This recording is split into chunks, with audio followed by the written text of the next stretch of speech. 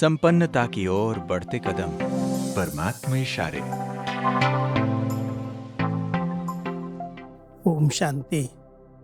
हम सभी को इस कर्म क्षेत्र पर कर्म तो करने ही हैं।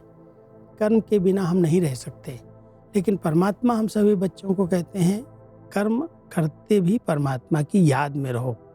कर्म और योग दोनों का बैलेंस चाहिए।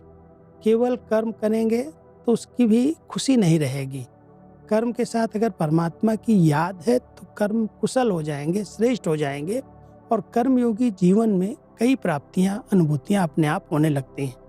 तो आज परमात्मा हम सभी बच्चों को ये भी एक बहुत सुंदर कंबाइंड रूप बता रहे हैं कि बच्चे सदा हर कर्म करते हुए अपने को कर्मयोगी आत्मा अनुभव करो।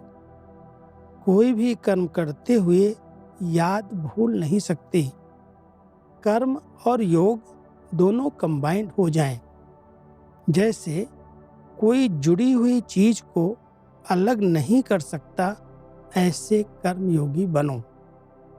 कई बार हम लोग किसी सेवा में, किसी कर्म में इतना बिजी हो जाते हैं जो परमात्मा को भूल जाते हैं। परमात्मा कहते बच्चे ऐसे जुड़वा होकर के रहो, ऐसे कंबाइंड हो जाओ, कोई भी कर्म करते हुए परमात्मा की याद बनी रहे, उनकी स्मृति में रह करके कर्म करो।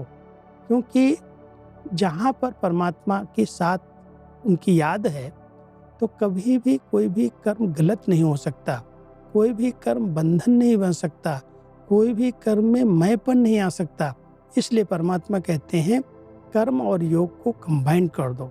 कर्म के बिना योग नहीं, और योग में भी सेवाएं होती हैं। मनसा द्वारा हम अच्छे वाइब्रेशन फैलाते हैं, वो भी एक कर्म ही है। इसलिए परमात्मा हम सभी बच्चों को कर्म योगी बनाना चाहते हैं। हर कर्म में परमात्मा की याद बुद्धि में समाई हुई रहे। ओम शांति।